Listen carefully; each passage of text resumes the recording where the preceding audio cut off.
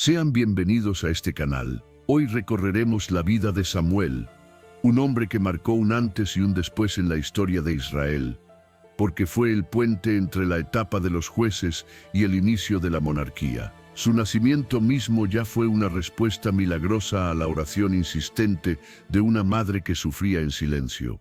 Y desde niño, este profeta se convirtió en un ejemplo de obediencia y consagración al Señor. La Biblia nos presenta a un hombre llamado Elcaná, que vivía en Ramataim, en la región montañosa de Efraín. Tenía dos esposas, Penina, que ya era madre, y Ana, que no podía concebir. Penina, orgullosa de sus hijos, solía humillar a Ana, haciéndola llorar y perder el apetito. Año tras año, cuando la familia subía a Silo para adorar y presentar ofrendas en el santuario, las provocaciones se repetían y la angustia de Ana aumentaba. Un día, con el corazón cargado de tristeza, Ana se levantó después de una comida en el santuario y fue al tabernáculo. Allí, entre lágrimas, derramó su alma delante del Señor. Aunque sus labios se movían, no salía sonido alguno, porque oraba en silencio. Hizo entonces un voto solemne. Señor Todopoderoso, si miras la aflicción de tu sierva y me concedes un hijo varón, lo dedicaré a ti por todos los días de su vida. Será consagrado y nunca pasará navaja por su cabeza. El sacerdote Elí, que observaba desde la entrada, al principio pensó que estaba ebria. Pero cuando Ana explicó que lo que hacía era clamar desde lo más profundo de su dolor, Elí comprendió y le dijo: «Vete en paz, que el Dios de Israel te conceda lo que has pedido». Ana se fue tranquila, con esperanza renovada, y su semblante cambió, ya no estaba triste. Tiempo después, el Señor respondió su oración. Ana concibió y dio a luz un hijo, al que llamó Samuel, diciendo: «Se lo pedí al Señor». Pasados los meses, cuando el niño dejó de ser amamantado, Ana cumplió la promesa hecha. Lo llevó a Silo con ofrendas de gratitud y lo presentó al sacerdote Elí. Con palabras firmes declaró: «Por este niño oraba y Dios me concedió lo que pedí. Ahora lo entrego para que pertenezca al Señor todos los días de su vida». Así, un niño pequeño comenzó a servir en el tabernáculo, lejos de su madre, pero bajo la guía de Elí. Ana, aunque sintió el dolor de la separación, encontró gozo en haber cumplido su voto. Elevó entonces una oración llena de gratitud, alabando a Dios por su fidelidad y reconociendo que la victoria y la fuerza provienen solo de Él. El pequeño Samuel creció en el tabernáculo, aprendiendo las labores sagradas bajo el cuidado del sacerdote Elí. Cada año, su madre venía con la familia a ofrecer sacrificios y le traía una túnica hecha por sus propias manos. Elí, conmovido por esa fidelidad, bendecía a Elcaná y a Ana pidiéndole a Dios que les diera más hijos en lugar del que habían dedicado al Señor. Y así ocurrió. Ana tuvo más hijos e hijas, mientras Samuel seguía madurando en la presencia de Dios y de las personas. Pero no todo era luz en la casa sacerdotal. Los hijos de Elí, Ofni y Finés, que también ejercían como sacerdotes, se corrompieron profundamente. La Biblia los describe como hombres sin respeto por Dios. Aprovechaban su posición para apropiarse de la carne de los sacrificios antes de ser ofrecida, lo que era un pecado grave.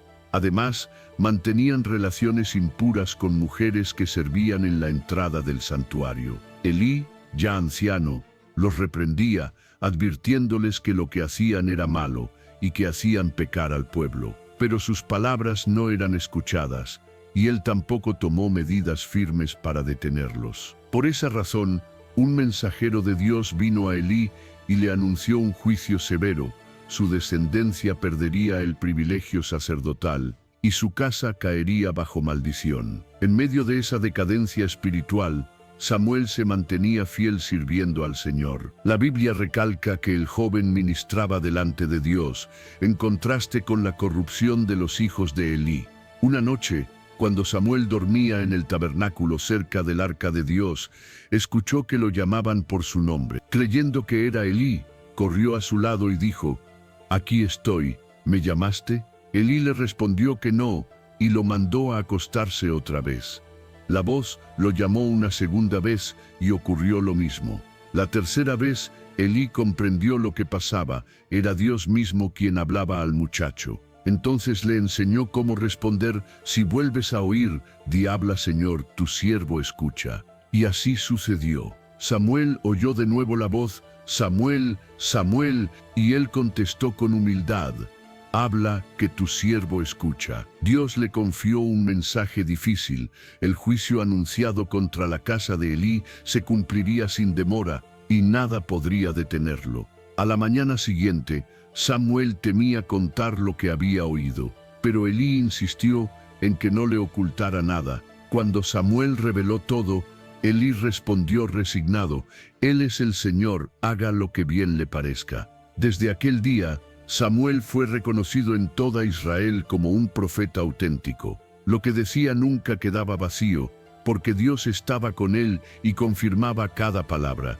Con el paso del tiempo, la tensión entre Israel y los filisteos aumentó. Estos enemigos, que habitaban en la costa mediterránea, eran un peligro constante. Finalmente, la guerra estalló. Los filisteos se reunieron en Afec y los israelitas en Ebenezer. Cuando los ejércitos se enfrentaron, Israel fue derrotado y murieron unos 4.000 hombres. De regreso al campamento, los ancianos se preguntaron por qué Dios había permitido aquella derrota. Su conclusión fue traer el arca del pacto desde Silo, convencidos de que así asegurarían la victoria. El arca era el símbolo de la presencia divina, y creyeron que llevarla al campo de batalla les garantizaría el triunfo. Junto con el arca llegaron Ofni y Finés, los hijos de Elí. Cuando el arca entró en el campamento, los israelitas gritaron con tanto júbilo que la tierra tembló. Los filisteos,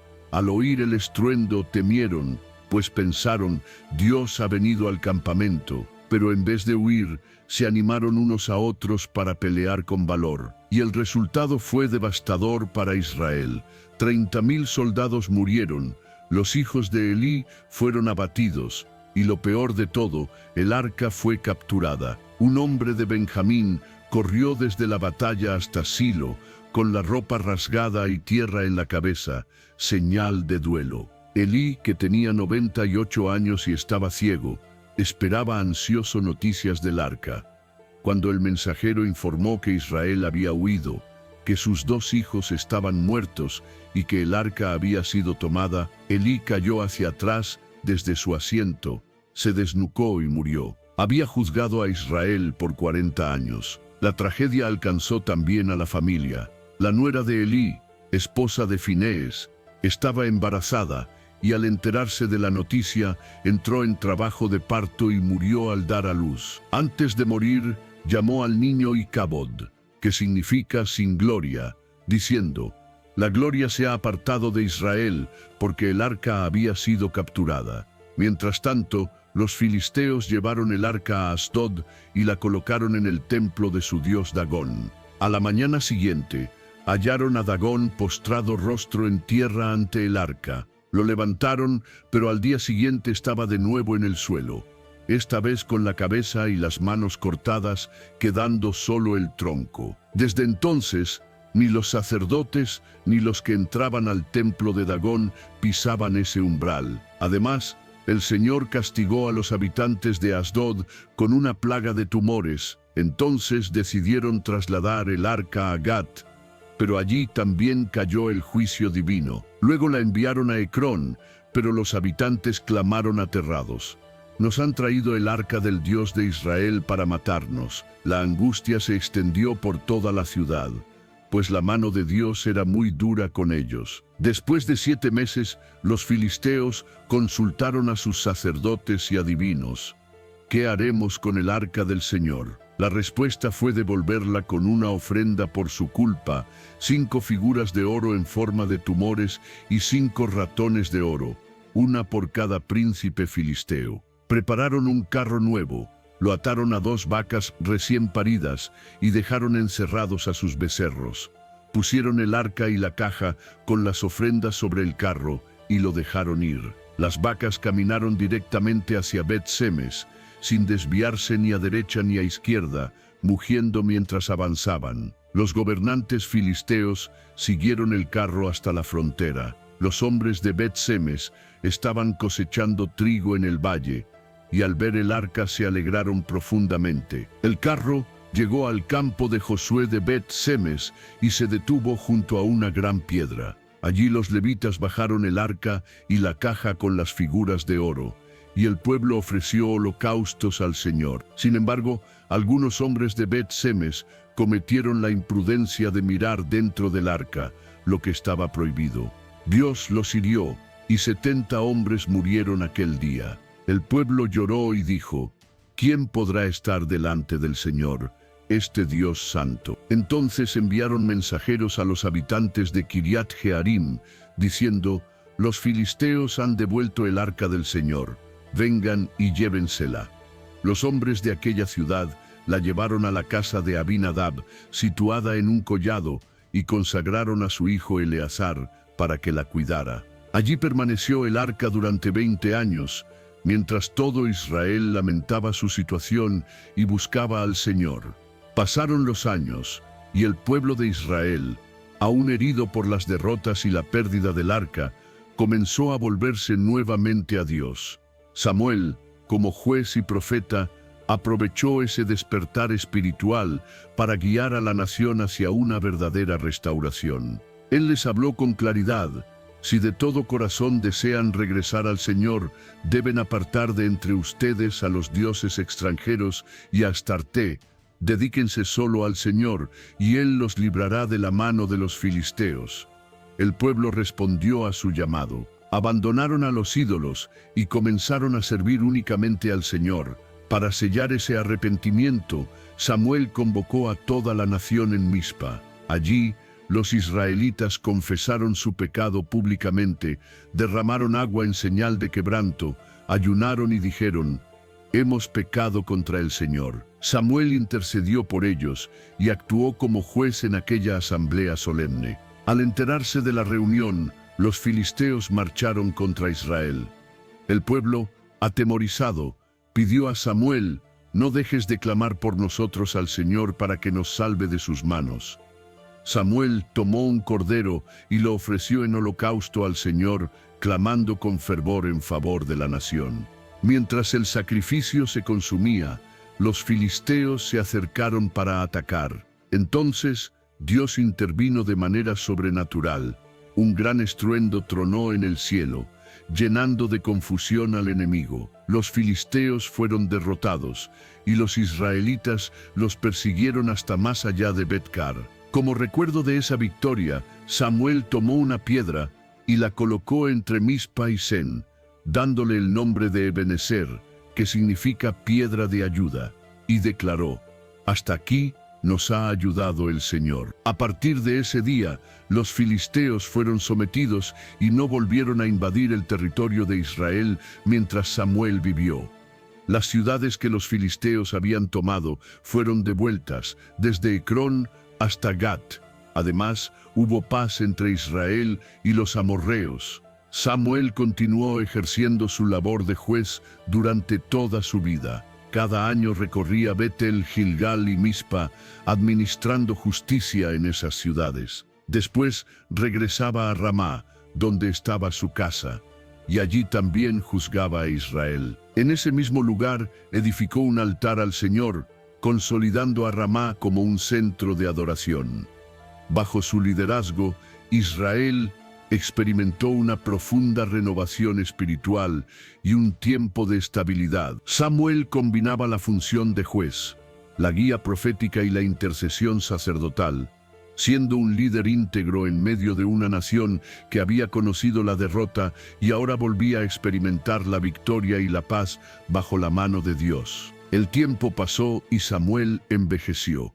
Como no podía seguir recorriendo todo Israel, puso a sus hijos Joel y Abías como jueces en Birseba, esperando que continuaran su labor. Sin embargo, ellos no siguieron el ejemplo de su padre, se dejaron llevar por la avaricia, aceptaron sobornos y torcieron la justicia. Esa corrupción provocó una crisis. Los ancianos de Israel se reunieron y fueron a Ramá, donde estaba Samuel. Le dijeron con franqueza: tú ya eres anciano, y tus hijos no siguen tus caminos. Por lo tanto, danos un rey que nos gobierne, como tienen todas las naciones. Aquellas palabras entristecieron profundamente a Samuel. Para él no era solo un rechazo a su liderazgo, sino un giro en la forma en que Israel había sido guiado desde el Éxodo por la dirección directa de Dios a través de jueces y profetas. Sin embargo,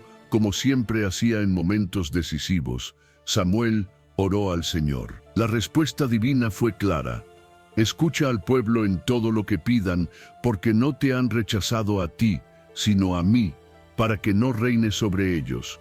Desde que los saqué de Egipto, me han abandonado una y otra vez, y ahora lo hacen de nuevo al pedirme un rey. Aún así, Dios ordenó a Samuel que les advirtiera sobre lo que significaría tener un monarca humano. Samuel reunió al pueblo y les explicó: el rey tomará a sus hijos para sus ejércitos y a sus hijas para el servicio de su palacio. Reclamará sus campos, viñas y olivares para dárselos a sus siervos. Cobraré el diezmo de su ganado y de sus cosechas, y ustedes mismos se convertirán en sus siervos. Ese día clamarán por causa del rey que han escogido, pero el Señor no los escuchará. A pesar de la advertencia, el pueblo insistió con firmeza: no, queremos un rey que nos gobierne. Así seremos como las demás naciones, con un rey que marche delante de nosotros y luche nuestras batallas. Dios confirmó a Samuel que atendiera la petición, y el profeta comenzó a buscar al hombre escogido por el Señor.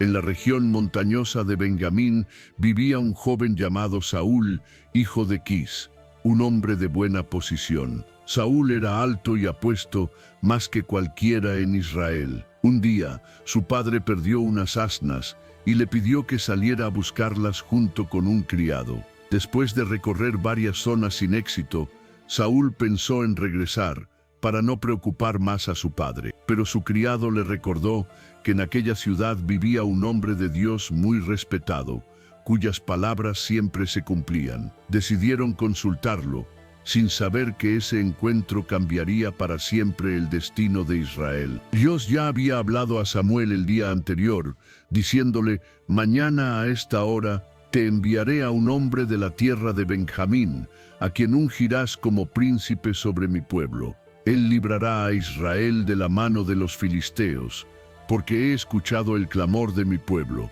Cuando Samuel vio a Saúl, Dios le confirmó: este es el hombre de quien te hablé. Él gobernará a mi pueblo. Samuel recibió a Saúl con honor, lo llevó a un banquete y le dio el lugar principal entre los invitados. Al día siguiente, cuando estuvieron a solas, Samuel tomó una redoma de aceite, lo derramó sobre la cabeza de Saúl y lo besó, diciendo: el Señor te ha ungido como líder sobre su pueblo Israel. Le dio además señales específicas que se cumplirían ese mismo día, confirmando que esa unción provenía de Dios. Entre ellas, que encontraría a profetas y que el Espíritu del Señor vendría sobre él con poder, transformándolo en otro hombre. Finalmente, Samuel convocó al pueblo en Mizpa y delante de todos presentó al que Dios había elegido. Saúl fue escogido por sorteo entre las tribus y familias, y cuando lo buscaron, estaba escondido entre el equipaje, pues se sentía abrumado por la responsabilidad.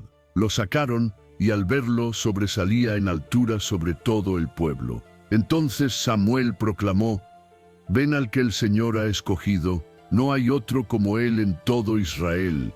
El pueblo respondió con gritos de júbilo: ¡viva el rey! Una de las primeras pruebas de liderazgo para Saúl ocurrió cuando los amonitas, dirigidos por Nahás, sitiaron la ciudad de Jabes de Galaad. Los habitantes, desesperados, intentaron negociar, pero Nahás les impuso una condición humillante: sacarles el ojo derecho a todos para deshonrar a Israel. Cuando la noticia llegó a Saúl, el Espíritu de Dios lo llenó de fuerza. Tomó una yunta de bueyes, los descuartizó y envió los pedazos por todo Israel con este mensaje: así se hará con los bueyes de quien no siga a Saúl y a Samuel. El temor del Señor cayó sobre el pueblo y se reunió un ejército numeroso de cientos de miles de hombres. Al amanecer, Saúl organizó un ataque sorpresivo contra los amonitas y obtuvo una victoria aplastante. El pueblo celebró y quiso vengarse de quienes habían despreciado a Saúl al inicio, pero él lo prohibió diciendo: «Nadie morirá hoy, porque el Señor ha dado la salvación a Israel». Después de esto, Samuel convocó a la nación en Gilgal, donde renovaron el compromiso con el reino. Allí se confirmó públicamente a Saúl como rey, y se celebró con sacrificios de paz y gran alegría. Sin embargo, no todo fue triunfo. Pasados 2 años, la amenaza filistea se intensificó. Reunieron un ejército enorme en Micmas, mientras los israelitas, temerosos, se escondían en cuevas, entre peñascos y fosos, e incluso cruzaban el Jordán huyendo. Samuel había ordenado a Saúl esperar 7 días en Gilgal hasta que él llegara para ofrecer sacrificios y dar instrucciones. Saúl esperó, pero al ver que Samuel no llegaba y que la gente comenzaba a dispersarse, decidió tomar el asunto en sus propias manos. Ofreció él mismo el holocausto, a pesar de no tener autoridad sacerdotal para hacerlo. Justo cuando terminó el sacrificio, Samuel apareció. Saúl salió a recibirlo, pero Samuel lo confrontó. «¿Qué has hecho?». Saúl trató de justificarse: «Vi que la gente se me iba, que tú no llegabas en el plazo fijado, y que los filisteos estaban reunidos en Micmas. Pensé que descenderían contra mí, y como no había invocado el favor del Señor, me atreví a ofrecer el holocausto». Pero Samuel respondió con dureza: «Has actuado neciamente, no cumpliste el mandato que el Señor tu Dios te dio. De haberlo hecho, Él habría confirmado tu reino sobre Israel para siempre. Pero ahora, tu reino no perdurará. El Señor ya ha buscado un hombre conforme a su corazón y lo ha designado para gobernar a su pueblo, porque no obedeciste lo que Él mandó». Aquel fue el primer gran tropiezo de Saúl, y quedó claro que su reinado estaba en riesgo desde el inicio por su impaciencia y desobediencia. Tiempo después, Samuel se presentó nuevamente ante Saúl con un mensaje directo de Dios: «El Señor me envió para ungirte como rey sobre su pueblo Israel. Ahora escucha sus palabras, ve y destruye por completo a los amalecitas. No tengas compasión de nadie, hombres, mujeres, niños, bebés, y también su ganado y animales. Es juicio por lo que Amalec hizo a Israel cuando los atacó al salir de Egipto». Saúl reunió al ejército, marchó contra Amalec y obtuvo la victoria. Sin embargo, en lugar de obedecer al pie de la letra, permitió que el rey Agag viviera, y el pueblo guardó lo mejor de las ovejas, vacas y animales gordos, destruyendo solo lo despreciable. El Señor entonces le dijo a Samuel: «Lamento haber puesto a Saúl como rey, porque se apartó de mí y no cumplió mis órdenes». Samuel pasó la noche clamando a Dios con tristeza. A la mañana siguiente fue a enfrentar a Saúl. El rey lo recibió con entusiasmo, diciendo: «Bendito seas del Señor, he cumplido su mandato». Pero Samuel le replicó: «¿Y qué es ese balido de ovejas y mugido de vacas que oigo?». Saúl intentó excusarse: «El pueblo trajo lo mejor para ofrecerlo en sacrificio al Señor tu Dios, lo demás lo destruimos». Entonces Samuel pronunció una de las declaraciones más firmes de la Biblia: «¿Acaso se complace el Señor tanto en los holocaustos como en que se obedezca su palabra? La obediencia vale más que los sacrificios, y prestar atención más que la grasa de los carneros. La rebeldía es como el pecado de adivinación, y la obstinación como idolatría, porque desechaste la palabra del Señor. Él también te desecha para que no seas rey». Solo en ese momento Saúl confesó: «He pecado», pero su arrepentimiento no cambió el veredicto. Samuel le anunció: «El Señor ha arrancado hoy el reino de tus manos y lo ha dado a alguien mejor que tú». Después de ese episodio, Samuel se apartó de Saúl y nunca más volvió a verlo, aunque siguió lamentando su caída. Entonces Dios le dijo a Samuel: ¿Hasta cuándo vas a llorar por Saúl, habiéndolo yo desechado como rey? Llena tu cuerno de aceite y ve a Belén, a casa de Isaí, porque entre sus hijos me he provisto de un rey. Samuel temía que Saúl lo matara si descubría su misión. Pero el Señor le indicó cómo disimular: debía llevar un sacrificio y así nadie sospecharía. Al llegar a Belén, Samuel invitó a Isaí y a sus hijos al sacrificio. Cuando vio al mayor, Eliab, pensó que seguramente era el elegido, pero el Señor le corrigió: no mires su apariencia ni su estatura, porque lo he desechado. El hombre mira lo que está delante de sus ojos, pero yo miro el corazón. Isaí hizo pasar a 7 de sus hijos, pero Dios no eligió a ninguno. Samuel preguntó si quedaba alguno más. Isaí respondió que sí. El menor, que cuidaba las ovejas. Lo mandaron llamar, y al entrar David, el Señor dijo: levántate y úngelo, este es. Samuel tomó el cuerno de aceite y lo derramó sobre David en medio de sus hermanos. Desde ese día, el Espíritu del Señor vino con poder sobre él. Así, mientras Saúl seguía en el trono, Dios ya había señalado a su sucesor, un hombre conforme a su corazón. Después de ungir a David, Samuel regresó a Ramá, donde continuó ejerciendo como profeta y maestro. Allí dirigió grupos de aprendices conocidos como escuelas de profetas, comunidades en las que jóvenes eran instruidos en la ley, la música sagrada y la vida consagrada a Dios. Con esto, Samuel no solo formó líderes para su tiempo, sino que dejó un legado espiritual para las generaciones venideras. Mientras tanto, la relación entre Saúl y David se volvía cada vez más tensa. Perseguido por el rey, David buscó refugio en Ramá y compartió con Samuel todo lo que ocurría. Juntos fueron a Naiot, donde se reunían los profetas. Cuando Saúl envió mensajeros para capturar a David, algo sorprendente sucedió.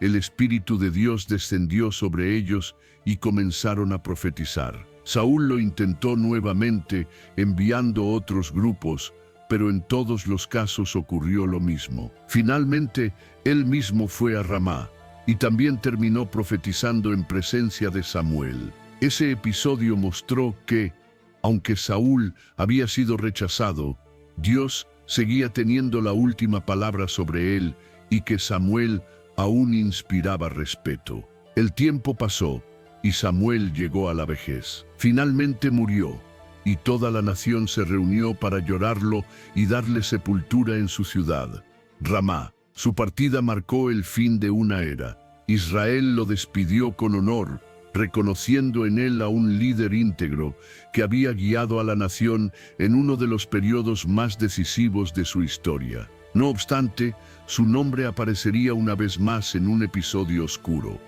Antes de una batalla crucial contra los filisteos, Saúl, desesperado porque Dios ya no le respondía ni por sueños ni por profetas, acudió a una medium en Endor. Ella, sorprendida, logró evocar la figura de Samuel.